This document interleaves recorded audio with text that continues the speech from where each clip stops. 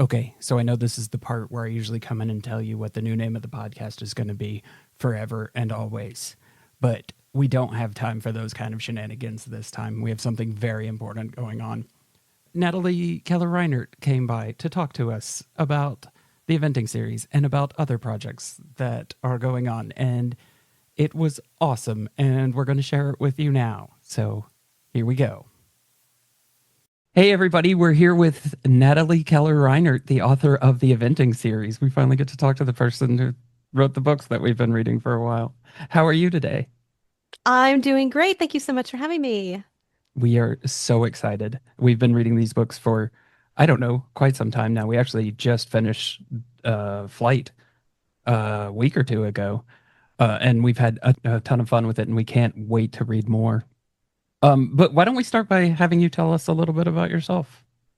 Okay. I am a lifelong horse girl. I started writing novels about horses when I was, I don't know, 5 or 6, and started doing it in earnest when I was 30. I finished my first book, and I was living in New York City at the time, galloping racehorses and generally not having the time of my life. And I ended up self-publishing that book so that, I could pay my rent. And it was super helpful in that regard. And now it has been about 14 years.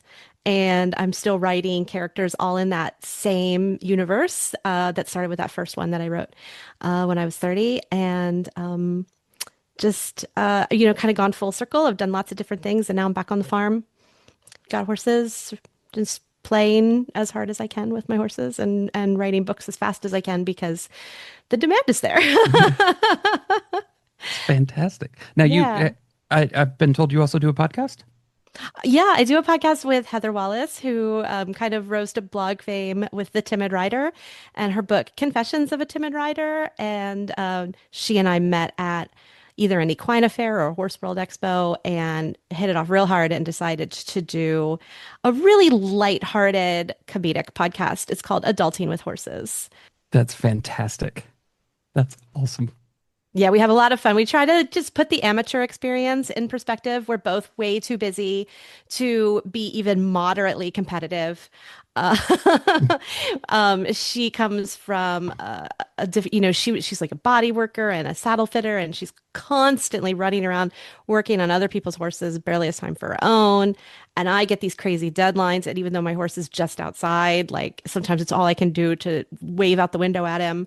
So, we try to let everybody know that that's normal. That's just part of being a horse girl sometimes is learning to accept your time is not your Yeah. own. I imagine Alex can talk a lot about that. Yeah, unfortunately. Yeah. Unfortunately. Any of But us with a job. it's one of those horrible cycles of like, I need the job to pay for the horses, and I have to keep the job to pay for the horses, and they keep making bills, and I don't know how it happens. And, then we're Yeah, here. that's the premise of the podcast, essentially. Nailed it right out the gate. Yeah, that's it. That's our thesis. Occasionally we'll see like an event pop up on our schedule that says Alex Horse, and it's like 4 a.m. and we're like, but why? Why 4 a.m.? Oh, wait, because job and podcasting and all this, that, and other. Yeah, I can't do that at all. I'm a serious night person. And mornings just make me like miserably depressed. And so that's why I was not having the time of my life when I was galloping. One reason anyway. And so it's, for me, a lot of the things I would like to do horsey that are early in the morning, I just have to accept I have limitations and I can't do them. That's just the way it is. So that's part of growing up. There needs to be more like nighttime horse shows. Why do That's we what I'm always saying. start early? Yeah. Yeah, that used to be a big thing in Central Florida was like evening jumpers, twilight dressage. It was a big thing in the 90s. Like I remember going to these shows and they were amazing. And it's just not a thing anymore at all. I live 5 minutes from an equestrian center that used to do it when I was a teenager. And I would absolutely love it. But I now know if I enter anything, I'll get like an 8:04 ride time and Ugh. I won't make it. Yeah. It's not happening. Yeah, I would not do well in that situation. I am not a morning person either. No, the No. world is run by morning people and it's not fair. It's not. I It's used to not. be, and then something happened, and I just like swapped. I used to be like this big, like get up at 4, do all my stuff, go to work, and come home before 6 o'clock p.m. And then something happened in my life, Tim. And now I can't. I just can't get up. Mm, It just hmm doesn't happen. It's I contagious. I Yeah. read on Threads, so very, very true, obviously. Um, don't vet it. That people with ADHD have a delayed cortisol response, like so Mm. they're still lagging really hard in the morning when they should have slept it off. And I thought that really described me to a T. Like I wake up just, oh no, it's morning. Yeah. Not Yes. that I dread Yes. the day at all. I just feel an overwhelming sense of, oh no. Yeah. So I have never been diagnosed with ADHD, and I don't much see the point in it now because I've never heard a fact about people with ADHD that did not apply to me. hmm Like I just fit the mold so well that I'm like, I don't know the value in going to see a doctor about it, just so he Only can if tell you me that want I have it. meds, right? Yeah. I've I learned think to if live with it you, this long. Okay. yeah, if you're online enough to see all the things about ADHD and you have a podcast, you have ADHD. You have to find it. There we go. Now I feel better about it. Okay, so I want to talk a little bit about the books. Mhm. Were any of the characters or horses based on people or horses that you know in real life? Really loosely, um, especially in the earlier books, some of them kind of were, especially if there's some things I wanted to get off my chest. Um, but towards the end, the latter half, I tend to just pull things like I have a thing if I need a name because a character I tend to write by the seat of my pants, which is a terrible way to write. And if I need something, if somebody has just walked into a scene and I haven't named them or I've never seen their horse before or something, I just kind of flick my gaze up in the air like I'm looking inside my brain and whatever pops out goes in. Which is why chronically I'll have a lot of gray horses because a lot of gray horses walk into my books, even though I've never even owned a gray horse of all the dozens of horses I've had. You are Never so had, lucky. I'm smart. Yes, smart. You're right. Not lucky, smart. No, I would, if the right gray horse came along, I would be just as silly as anybody else and buy it, but it's never happened. Uh, I've been paid to take care of gray horses, and that sucked. So, but generally speaking, most of the early horses had sort of an inspiration somewhere along the line, and then later they all kind of just became, you've known so many horses, you know what I mean? It's not hard to go, well, I need a bay who's kind of crazy and has a little white spot on his nose and pops into your head fully formed. I have taken full conversations from real life and put them into books to get over how mad I was at somebody. They are not always equestrian conversations. So one was actually somebody who was really rude to me when I was a concierge at a resort. I went on my break and I wrote a scene in which Jules tried to bounce her out of a golf cart. You may have read this scene. Yes. Uh, Yes. And there we was- hated that person so much. Yes, I will love never this. forget that woman. we had this same conversation. There was a conversation at, what was it, the Blue Plate Diner, and it had nothing to do with the story at large. But I was like, "There's no way that's not a real conversation. That is Oh, a that's conversation possible. yeah, that is a conversation that I would have while I'm sitting and eating. Like, The Blue Plate Diner is based on a diner that I worked at when I was 15 in yeah, Hillsborough, Maryland. Yep. oh wow, did they really have fried chicken that was that good? Yes. Yeah, Yeah, they had a famous fried chicken night. Mhm. oh, that's Yeah, awesome. and that was when I found out I was a bad waitress. Like, Oh no. not good. I was just trying to save money for events, man. It wasn't good. Okay, They did have insane fried chicken. now I want to go to Maryland and try the fried chicken. I know, like I coming from Georgia, like yeah, like saying that there's somewhere with like yeah, I know. fantastic, amazing fried chicken in Maryland, we're like, oh, okay, well I now gotta I go. must have it. Uh, is the plan right now to give us more Jules books, or is that series done? So, I don't really have a plan for Eventing series. We're just sort of ride that out because the series is in development with Amazon for a television, for a streaming show. And so I think that will affect the future of the book series. So I'm not really sure what we're going to do with that yet. I am working on the Briar Hill Farm spinoff. So that is 3 books that will be coming out, I presume, in late 2026, but I don't have dates yet. So I'm editing the first one now. They're all finished. They're just edits are waiting to be done on them over this winter period. So I'm working on those. So those involve Jules, Grace, Alex, Kit. So if you've read the whole series and you've met a ton of these characters, it continues on. It starts chronologically, it starts after Home and then goes until after Flight. So between book 7 and 8 is where it begins. And then because I wrote them before I wrote book 8, which is Flight. So I would assume that there will be more Jules. I think that's a safe assumption because I wrote Ambition to be 1 book and then people ground me down until I wrote a second book and then they kept grinding. And I reached this point where I'm working on, if that's book 8, then this Briar Hill Farm as a continuation makes 11 books with Jules as a main character. So, you know, it's kind of hard to let things like that go. And I know her really well. It's really fun to just settle into somebody that you know so well. And that snarky voice is really entertaining to dip back into. So, yeah, it's just kind of comfortable place to be. Yeah, there were several characters that we kind of grew to love because of I would say their snarky levels. Lindsay and Lacey also were fantastic. So I absolutely loved reading the interactions between that group. Yeah, every That was time I fun. introduced a new problem for Jules, like a new problem character, it just got more fun. Like, who's going to harass her today? Who's going to push her buttons today? It just got better and better for me. So good. I think the conversation, the text thread where they're like, Jules is like, stop bothering me. And so they like just kicked up bother. I feel like that was like the 3 of us were all like, yeah, this is our text thread. Like, Yeah. you nailed it. And it's very much something you would do to your trainer. Absolutely.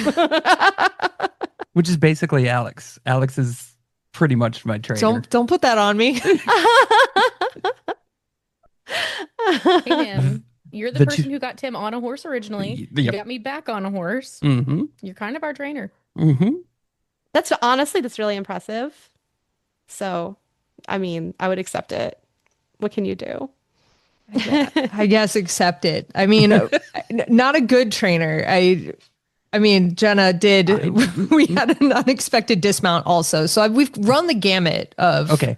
But yes, Jenna fell off a horse. I've ridden a horse twice. How many times have I fallen off?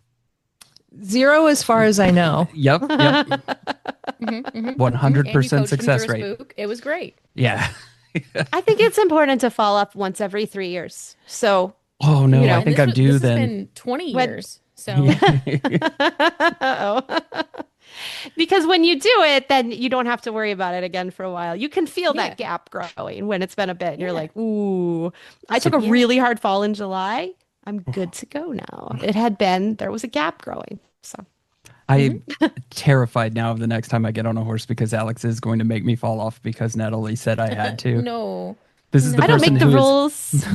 she has literally tried to assassinate me every time we've gone through a revolving door. It is her goal to is try true. and get me stuck in it. So now Well, I that's- fear them. Funny. But See? with horses, we're being safe because the horse might get hurt. Ah, there we go. Yep, that does sound exactly like something Alex would say. So Yeah, we're not going to risk our horse, even for a joke.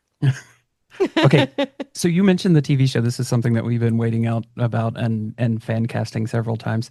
What can you tell us about the TV show? They're working on it. Okay. I can tell you that there's some really talented and experienced writers who Oh, are that's putting awesome. something together. There was a really interesting pitch meeting where they gave me their idea for what they wanted to do, and it was really different, and I was really wowed, and I was like, okay, let's see Oh, what awesome. happens. It's really important to me, I think to everyone, that it isn't like a scene by scene kind of thing. That's Hmm. not what makes good television at all. Books and TV are not the same thing. And so it's, it'll definitely feel more like an inspired by, but it'll be the characters, the essence of what you really love about it. And then made like new and exciting for that medium. So I can tell you that everybody's really in love with the story and in love with the settings, and the accuracy is really important. So we're not screwing around with, they're not going to show up, Echo Barrel Racing or something. Like, yeah, they won't have like mismatched tack. Like these things will not happen on my watch. So I am so excited to hear that you're happy about what they're doing with the show. We just recently spoke to another author of a book series that got made into a TV show, and it did not go as well. And so I like this. This gives me a whole lot of hope for what's coming. yeah, it's really important. We put myself in a position of like, I don't want to say veto power, but like in a working producer position Oh, that's good. because the fans are so invested and we need to get it right for readers who like to watch TV. I don't watch a ton of television personally, and I kind of like, well, do what you need to do a little bit. Um, but it's really, I know that it's really important to get it to a place where people are going to recognize the characters and feel really comfortable with it. And I would Hmm. never put my name on a horsey production that didn't feel accurate, Oh, like that's I just, awesome. ugh. So luckily, people all the way at the top are deeply invested in eventing Oh, series. that's awesome. That's Hmm. fantastic. Yeah. Okay, so you don't watch a lot of TV. Are you reading anything right now? What are you Yeah. What are you into? Oh my gosh. What did I just, well, this week I went, this week I read Tom Lake by Ann Patchett, which I thought was absolutely incredible. And I read The Life Cycle of the Common Octopus, which I thought was pretty neat. And I don't know Are what you I read last week. And then I'm always reading Anne of Green Gables, like that series. I just keep rereading it on my phone. So I'm reading Anne of the Island right now. So that's pretty great. It doesn't get any better than Ella Montgomery. Um, and then I probably read like 3 books the week before. I read usually 2 or 3 books a week. And so I have to write them down or I don't really remember what they were. Uh, do you listen to books? I very rarely listen to books. Sometimes I can, most of the time I can't. Sometimes if its book is more of like written more of a thriller kind of style, which is not my style to read, then I'll listen to it because it moves so quickly. So Hmm.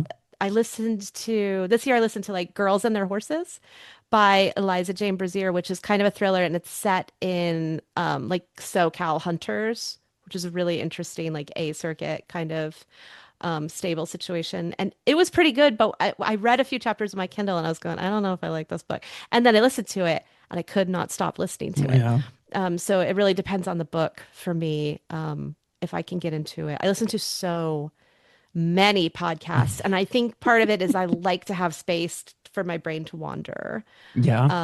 And I Hmm. can't, if I do that with a book, then I have no idea what's going on. Hmm. I love reading paperback books. I love looking at sentences. If I start listening to something and I like the way that it's written, I will stop listening to it and I will hunt up the book and I will read it because I just enjoy the form. Yeah. I am whatever the opposite of that is me. I have a hard time with words that are sitting on a page, but if Hmm. somebody's talking to me, I can Hmm. do. I just the only reason I asked that is because I wanted to say that the narrator for the eventing series did a Oh stellar yeah. job. Yes. Fantastic with that book series. I was really excited to get her. They give you auditions for your audiobook, and I looked at what she had done before, and as I listened to it, and I just thought, oh yeah, she's Yeah, She's great. I love her voice and she's perfect for it. absolutely. And she does all the like absolute most fantastic variations in her voice for the different characters. It makes me so happy. Someone messaged me. I didn't listen to the later ones. I don't listen to my own work. And my dressage instructor is British, and she messaged me to tell me how wonderful Gemma's accent was. I was like, oh, that's really good news because I've never heard it. It's fantastic. Mhm. Yeah. All right, well, I'm jumping in then because I heard magical words about dressage trainers and whatnot. I want to hear more about your horses. Well, I have two horses, and their names are Ben and Manny. Ben is a 15-ish-year-old quarter horse. He's about 14 two hands. He's round. He's red. He has a big white blaze. And he was a gift. He was a rescue horse that I leased when I first started getting back into riding. When I finally had a job, like a corporate job that paid enough money for me to like wave money at somebody. And so I started him. He was a rescue that hadn't really been ridden, and I started him, and he was supposed to be a lesson horse for the person who had rescued him, like because he was a pony. So what do you do with ponies? You make them lesson horses. But he's got afterburners. He never was really quiet enough to be a lesson horse. So he just stayed with me, and he's just an incredibly elegant mover, and he's a very thoughtful horse.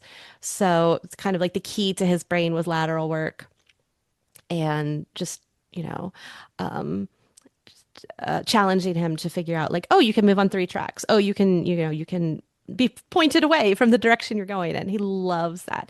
And our new challenge right now is going bitless. So I've spent a lot of time this summer working on our voice commands and our R plus to get him really keyed into me. And I tonight we had our second bitless ride, so I'm really excited about that. And then his companion is Manny. Manny is also a rescue and he is also a gift. He is a 25-year-old miniature horse. He is also red. He also has a blaze. So he's like a mini version of Ben. And he was a stallion for 20 years. He is a massive brat. He went through my entire grooming bag while I was riding tonight and scattered everything all over the place. That's Manny. I have to make a confession. I did talk some shit on Manny because I saw the picture of him on your website where he's got that clip that is a little bit I'm sorry, scattered. are you And I was like, criticizing what my is that? clipping? No, I'm sorry. no, no. Is that what I'm No, hearing no. right I then said, he's a pony, so I get it. now? He's little. He's a mini horse. I get it. That clip job on that photo on my website took I me, love it. I don't know, 8 hours to get through layers and layers and layers of hair. It That is was in exactly what I said too. I was like, I bet you this March. happened. Yeah. Oh my God, it was horrible. So I clipped him last month. I just got to jump on it. And he needs to be clipped again. It has been a month. It was 90 degrees today. You can Oh barely tell that he's God. got a hunter clip. I'm going to kill him. But it was like 3 layers of fur. It was like Yeah. shearing a sheep. I raised miniature donkeys growing up, and one of them, Stella, she had a longer coat, and my God, and she was a terror, a terror. She hated everything except for me. So if anything got like in her line of sight while I was clipping her, God rest her soul. It's done. He mostly he's used to being groomed. It was a very sheltered show pony type of situation for him, Mhm. and he was a breeding stallion. So you could do Mhm. just about anything you want to him. Um, but getting the hair off physically is horrifying. It's just one of the worst experiences of my life, maybe. Just stop and sharpen those shears in Yeah. between. Oh my God. I mean, I had an old pair of clip masters and I couldn't get them to do anything on them. They were just too big. So, like, I couldn't get the angle right. And it became angle is everything to get that base thickness. I don't want it to happen again. So I'm just going to clip them every month. He's precious and I love him. Yeah, pretty much. He's great for photos. I honestly, when I got him, my engagement on my social media like tripled. So I said, I guess you're worth trouble. Okay, so I have a question about something that I am trying to understand, and I want to get your theory on it. This has been something that I can't put it together, but it is something that has happened in your books, and I've seen it happen in real life. I don't understand the relationship. What is the horse girl Diet Coke connection? Why is it that every horse girl in your books drinks Diet Coke and every horse girl I meet in real life also drinks Diet Coke? When is this like a thing that I'm supposed to know if I join the club? It's a great question. Yeah. We could probably do a really great essay on it. Okay, so here's my personal Diet Coke story. When I worked for Ralph Hill back in Ocala in the late 90s, I guess. I don't know, around 2000. His barn manager had a cooler in the barn aisle, and it was half full of Diet Coke and half full of Mountain Dew. Her side was the Diet Coke, and my side was, and Ralph's side was Mountain Dew. Ralph only drank Mountain Dew. And so for little treats, when I was so hot and tired and miserable, I couldn't take it anymore, I would take one of her Diet Cokes because Mountain Dew is disgusting and horrifying. And it became like a comforting thing where when you're really, really hot and you've been out with horses and you have to drive home and your air conditioning is kind of bad. It's just like you go into a convenience store and you get a Diet Coke and you're like, you know what? I might be okay. And the caffeine helps, obviously, because I mean, this was before I could go into, I mean, at this point still, I can't really go and just get a coffee somewhere, right? It's going to be, I'm in the country. It's going to be pretty horrifying. I go well out of my way to get a decent cup of coffee. So you get a Diet Coke and you're like, okay, I got some caffeine. That's got a little bit of flavor of what, I'm not really sure. And it's cold and it's got bubbles. It's a crispness on my throat. It's in my nose. I feel like I might live through this after all. And I still feel that way. I don't really drink it, but every now and then when I'm like, it's a hot day and I've been out around somebody's horses or I'm volunteering at a horse show or something, and I get a Coke, I just feel better. Yeah. I think it got to the point where we read all these books separately, but whenever Alex got to a part where Jules started drinking a Diet Coke, she could just feel my eyes like turn towards her because I'm like, what? There was two moments of that. The Diet Coke was one, and then the other one was in the last book where she said I was full of cheese and everything's okay. So this, as I grew, Jules grew. I kept making jokes about the parallels between Alex and Jules, and then like the Diet Coke thing, and I was like, see, and then the cheese thing, and I'm like, see, like I don't know how she wrote about you without ever meeting you, but she has. She's put you into a book. Listen, it's just the generic horse girl. Yeah, exactly. It's our culture, and we all have the same brain chemistry, so we all react to the same things. It's like the meme, like why do horse girls love going to get Mexican food after horse shows? I don't know, but that is what we do. Deal with it. The person showing up with donuts the first day of the event. Mm-hmm. It's real life, man. It's culture. That's fantastic. This is when my horse girl training is complete. They'll send me out to the woods with a Diet Coke, and I can't come back until the Diet Coke is done. And you can do bring it. at least 5 horses. Yeah. And you still have stalls. Okay, so this is a bigger question. This is a large question. What advice would you have for me on becoming a horse girl based on your experience? I mean, that's really tough to give like an overarching experience. Yeah. I would say, or advice rather. I would say I tend to tell my like little students when I would teach, like, just give in to all of it. Like, don't go ew when the horse poops. Just be like, this is part of it. And don't be grossed out when you see how much dirt is under your fingernails and it's not coming out. It's just part of it. And don't worry about wearing your gross clothes to the grocery store. It's just who you are now. The sooner you accept that, the happier you will be, because it's really good on the other side of acceptance. Just fall in all the way up to your neck and then close your eyes and hold your nose and go under. So stop being a diva. is what I'm Don't hearing. don't even have no scruples. Just be horsey. Have no scruples, just be horsey. That's the t-shirt. That's what we need. You've been around so many different disciplines. You've done so much in the horse world. What's your favorite? What's your favorite? What's your favorite part of it? Well, my favorite part is just going out and bopping around on my horse. The thing that makes me feel the most alive is eventing. The place where I gravitate to and where I volunteer and where I hope to be again is eventing. Ben doesn't jump. He made that abundantly clear to me. I said, "It's cool, buddy." I was like, "You are not my servant. You don't like doing it. We won't do it."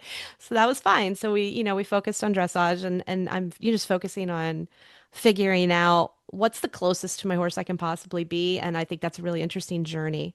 But discipline wise, I'm just all about eventing all the way. That's where my heart is.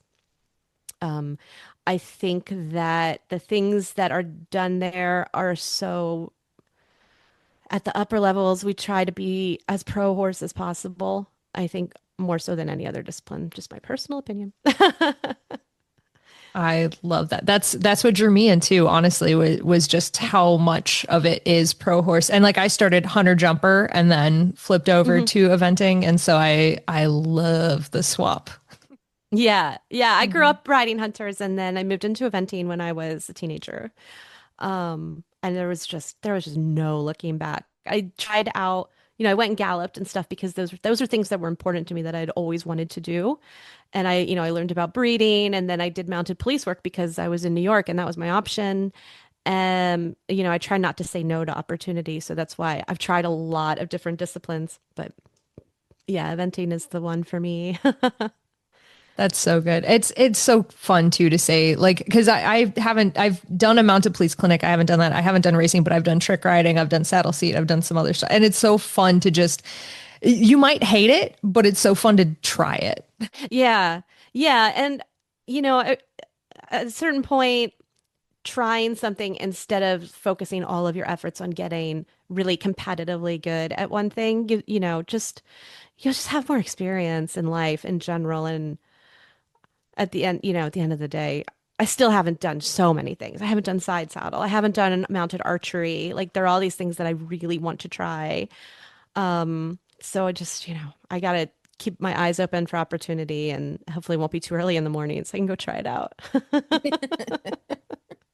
Amazing. Now I know to send you all the mounted archery stuff I see coming my way because I've wanted to try that too. And like, I just haven't yet. So I'll Yeah, start I was shooting you actually links.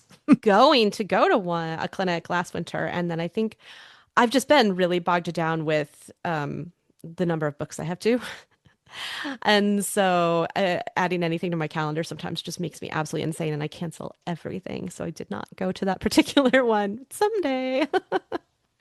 Amazing. All right. And the perfect segue too, because my next question was just what can you tell us about your upcoming book? Like what I'm so excited for it. Yeah, so my book coming out in March 2026 is The Jump. It is my hardcover debut, so it is the first book I've ever put out through a major publisher in hardcover. I'm really excited about that part as a book collector. And its working title was Working Student. So it is all about that unmagical time that I would still recommend to anyone who came up to me and said, "How should I, make it as an equestrian, or what should I do, after college or whatever?" I would say, "Go be a working student." But working students have a tendency to get used and abused. And in the case of my lead character, Brooke, she's somebody who doesn't really see herself in this ambitious, competitive light, but she has this deep belief in her horse, who is an off-track thoroughbred. And she just truly believes that her horse is this athletic, talented, angelic creature. And when she finally takes a chance to take her horse to be a working student with this big name trainer, it is a lesson for her in listening to her horse and seeing the warning signs before things get completely out of control. It is also a novel about friendship, which is my favorite thing to write about, is like two misfit people becoming best friends. So it's her and her working student partner, Lennox, working out how they're going to get along because they come from very different backgrounds. And it has to do with the Ocala eventing world. And it was a big swing I write about some things like social license and, how we train and what it's all worth. Sort of, a little more philosophical than Jules, who just does it.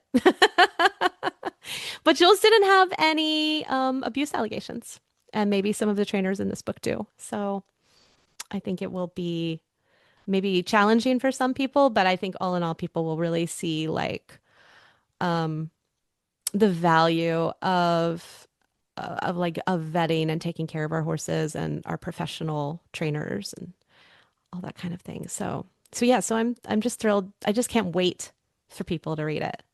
And it's got a gorgeous cover, and I can't wait to see it cover everywhere. So yeah. Mine's already pre-ordered. Thank you. I'm ready. Yeah, I'm ready for it. Even before the sales pitch, that has me even more excited for it now too. Oh, that's great. I have some early readers have given me some really great feedback on it and said some really nice things. So for me, this was something that I wrote really alone for the first time in many years. I had been writing my first drafts on my Patreon for years. So I'd write a chapter and I'd post it and I'd walk away and I'd come back an hour later and have lots of comments. And this one, because of the nature of the contract, I couldn't do that. And so it was a new writing experience. And so I think that the pacing probably benefited from that. I think that the writing is a little different and the story moves at a bit more of a clip. And I think people will really fly through it. Oh no, that sounds great. I'm so for excited. it. Yeah. Yeah. Thanks. I can't wait to get it out there. So, and then after that, I guess we'll do Briar Hill Farm. So there will be Yeah. more. I'm so tired. I'm so sorry, but we're It's so okay. excited. No, it's wonderful. It's wild how long books take. And I've written 35 books and Wow. they just keep taking that long. Sometimes longer. And it's just mad when you map out your schedule and you go, all right, well, I'll do this and that'll be 2 months and then I'll send that back and then I'll work on this for a month and then those edits will come back and oh my God, it's now I'm moving into next year and that's one book. Like just can't make it any faster and there's so much you want to get out and the years pile up. It's disturbing. It eats up all the time. But like we say on the podcast, there's a season for everything, and eventually someday I'll get a season where I show. I just haven't found it yet. Thank you for coming by and talking to us. That's my Hanging out pleasure. with us. Yeah. Hopefully we'll get the chance for you to come back when Jump comes out because I really want to talk about that one now. Okay. That'll be great. Yeah. Yeah. I think it might even have it might be one of those ones as a book club guide for, tantalizing book club conversation. So Oh, that's awesome. we'll see. That's fantastic. Yeah, I would love to. Thanks for having me. Awesome. Thank you. Yeah. You.